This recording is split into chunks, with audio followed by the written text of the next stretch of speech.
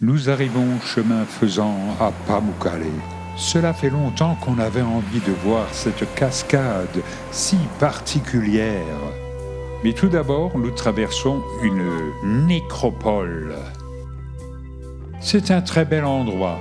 Un endroit où on aurait envie de passer sa mort en vacances, tellement les tombeaux ressemblent à des résidences secondaires ou à des petits temples. Il y a aussi des tumulus.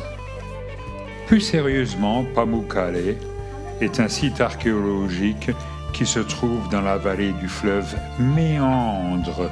C'est le site antique de l'Odyssée du Lycos.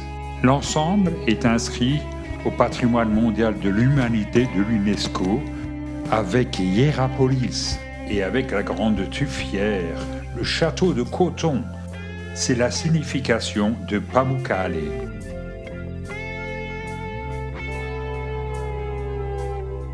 La cité ancienne de Hiérapolis a été fondée au IIe siècle avant Jésus-Christ par un des rois de Pergame. Contrairement aux autres sites, ce sont les Romains ici qui ont construit le plus grand nombre de bâtiments avant que la ville ne soit complètement reconstruite à la suite d'un violent séisme en 60 après Jésus-Christ.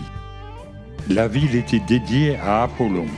Avant d'arriver au site naturel, nous passons devant un tombeau complètement envahi par le tuf, une espèce de travertin. C'est du carbonate de calcium qui a été précipité par une eau acide et chaude de surcroît.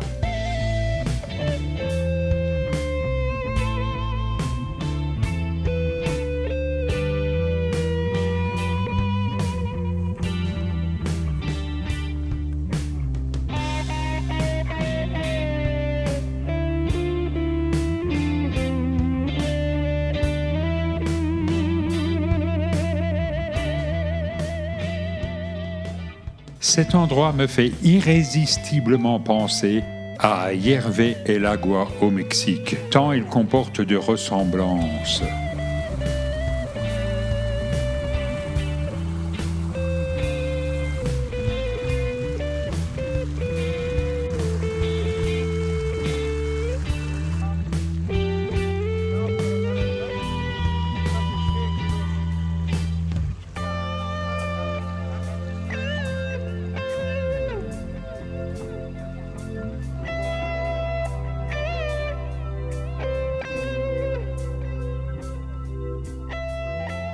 Je comprends aussi, à présent, pourquoi on appelle cet endroit le château de coton, Pamukkale.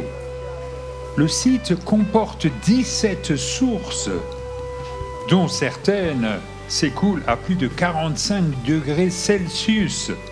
C'est une grande cascade tuffière qui nous fait également penser à Agua Azul au Mexique et à Plitvice en Croatie.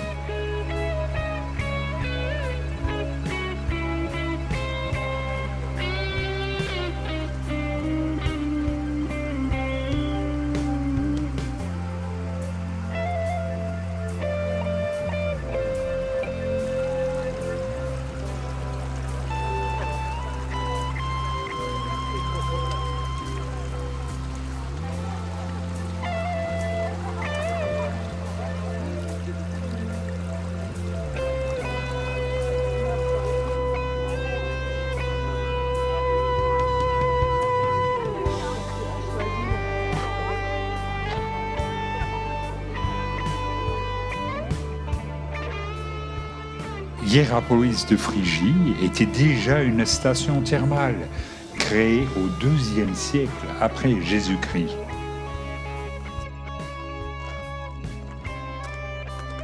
Nous arrivons maintenant dans un théâtre gigantesque qui pouvait accueillir 15 000 personnes.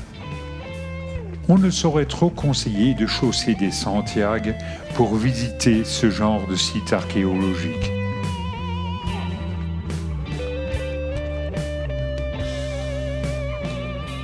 On remarquera les trous destinés à faire couler les liquides biologiques. Le premier théâtre a été construit après le séisme de l'an 17. Il est reconstruit après celui de 60 et maintes fois remanié, en particulier sous Adrien et Septime Sévère.